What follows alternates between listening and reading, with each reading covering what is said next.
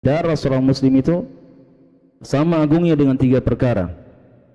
Sama agungnya dengan Makkah Mukarramah, sama dengan agungnya bulan Zulhijjah, sama dengan agungnya hari Arafah. Hari Arafah itu hari yang sangat agung.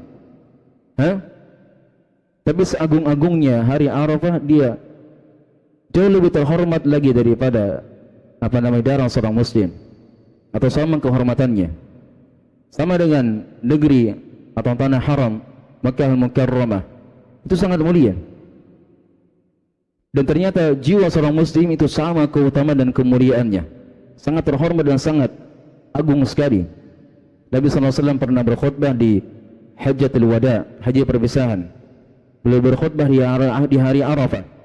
Beliau mengatakan, ala inna dima'akum wa amwalakum wa arabakum haramun kahurmati yaumikum hadha fi syahrikum hadha wa fi baladikum hadha, ala hal ballaghtu?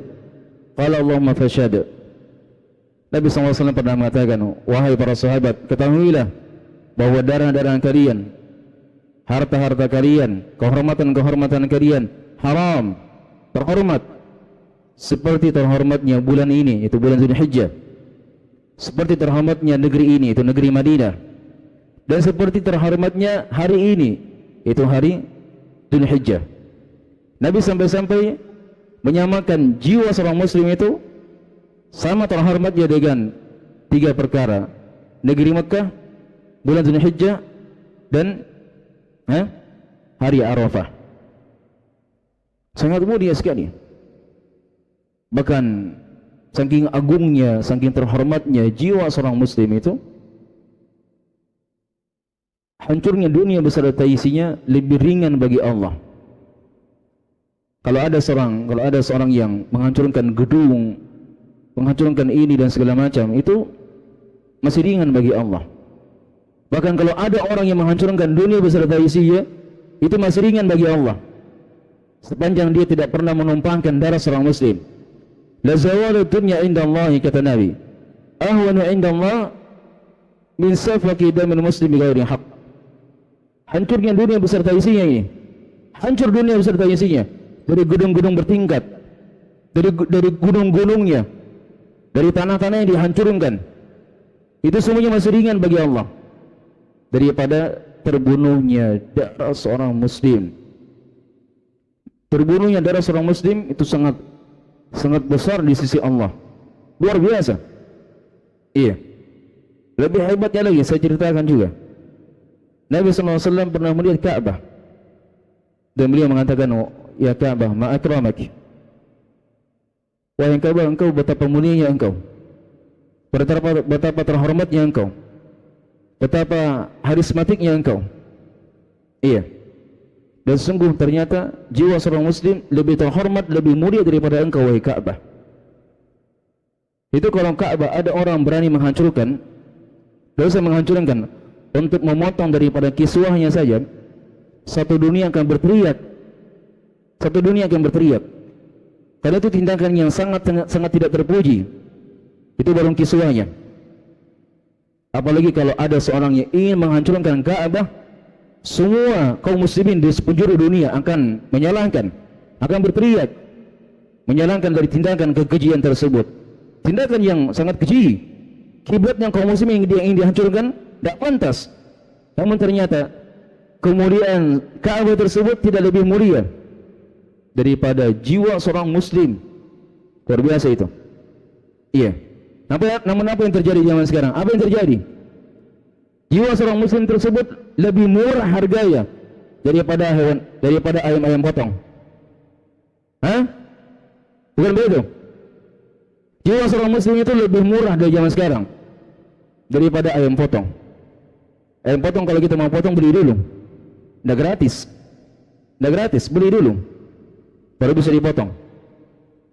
Tapi jiwa seorang muslim di zaman sekarang sangat murah, gratis.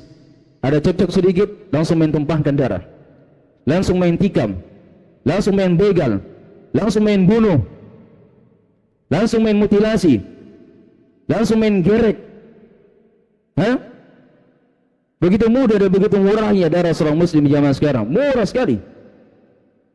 Itu ketahuilah, orang-orang yang pernah terbunuh di dunia ini tanpa hak, mereka pada hari kiamat akan menuntut di hadapan Allah. Ma min maqtulin fi hadhihi dunya illa jaa yawm al-qiyamah yahmilu ra'sahu wa qala ya Rabb inna hadha fulan qatalani fasalahu fima qatalani. Nabi SAW pernah mengatakan, tidak ada seorang pun yang terbunuh di dunia ini kecuali pada hari kiamat dia akan datang kepada Allah, mengadu kepada Allah sambil memegang kepalanya. Jadi kepalanya terpenggal. Dia akan bawa kepalanya di hadapan Allah. Ya Allah, sahada. Ya Allah, tanyakan si fulan. Tanyakan si fulan, kenapa dia membunuh saya?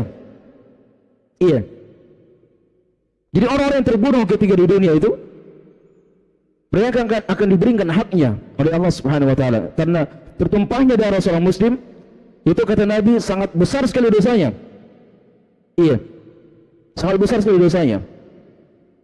Jangankan menumpahkan darah, membunuh seorang muslim ya, membuat seorang muslim terlukai saja sehingga tertetes darah yang satu tetes, dua tetes, itu luar biasa dosanya. Apalagi kalau sampai menghilangkan jiwa seorang muslim. Allahu Akbar. Ini saya sampaikan kepada antum semuanya agar supaya antum memberikan edukasi kepada orang lain. Sampaikan edukasi kepada orang-orang awam. Sampaikan ajaran ini kepada orang-orang awam. Jadi hari ini mereka sangat mudah untuk menumpangkan darah seorang muslim hanya karena warisan, hanya karena percekcokan masalah tanah, hanya karena urusan tersinggung dengan ucapan, tersinggung dengan status, hanya karena urusan di pasar, hanya karena urusan begini dan begini. Dengan mudahnya berani dan menumpahkan darah seorang muslim. Sampaikan ini ajaran, ini perintah Nabi, ini ajaran kita. Sampaikan kepada mereka agar supaya darah kaum muslimin di hari ini terjaga, tidak mudah untuk dinodai. Iya, karena konsekuensinya berat. Karena itulah di dalam agama Islam, orang yang menumpahkan membunuh seorang muslim itu balasannya tidak ada lain kecuali untuk dibunuh juga. Tidak ada lain. Itu dalam hukum Islam.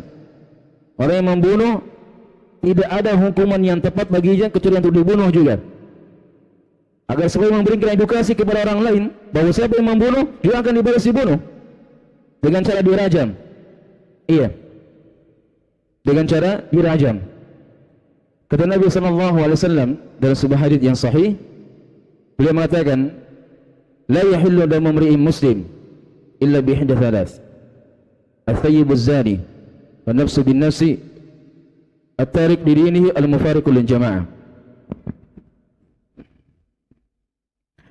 Kata Nabi SAW, tidak halal untuk ditumpahkan darah seorang muslim kecuali satu dari tiga sebab. Sebab yang pertama, at-thayyibu az-zani, orang yang menikah dan berzina itu wajib untuk dibunuh. Siapa yang membunuhnya? Para pemerintah, para penguasa. Sebab mereka yang punya wewenang, punya otoritas untuk menegangkan hukum qisas, hukum had. Itu urusan mereka. Dalam agama Islam tidak ada ceritanya main hakim sendiri. Tidak ada. Tidak ada. Oh, si fulan ustaz membunuh saudara saya, maka boleh saya bunuh. Tidak ada. Tidak boleh main hakim sendiri. Si pelakunya diserahkan kepada pemerintah. Nanti pemerintah yang menegangkan hukum qisas. Tidak ada ceritanya hukum menegangkan main hakim sendiri. Iya. Al-thayyibu az-zani, orang yang sudah menikah dan berzina, dalam hukum Islam dibunuh pelakunya. Sepanjang dia sudah mengaku dia berzina, atau ada 4 orang saksi yang bersaksi bahwasanya si fulan berzina. Iya.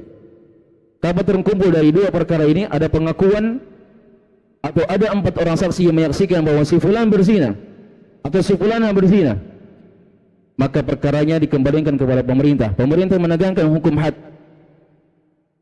dirajam, dibunuh orangnya. Iya. Yang kedua, an-nafsu bin-nafsi, jiwa dibayar dengan jiwa. Siapa yang membunuh? Apakah yang membunuh secara langsung ataukah dia terlibat dalam pembunuhan? Semuanya akan dibunuh juga. Jadi perhatikan, dalam hukum Islam itu bukan eksekutor saja yang dibunuh. Bukan cuma eksekutor yang membunuh seorang muslim dia yang dibunuh, tidak. Semua yang terlibat, dari eksekutornya, yang punya ide, yang merencanakan, yang memfasilitasi untuk membunuh seorang muslim juga ikut dibunuh dalam hukum Islam. Dibunuh. Kenapa? Itu jiwa seorang muslim, bukan main-main. Bukan darah ayam itu. Iya. Itu jiwa seorang muslim. Lebih terhormat daripada Ka'bah. Semua yang terlibat dalam pembunuhan seorang muslim juga wajib untuk dibunuh. Siapa yang membunuhnya? Para pemerintah.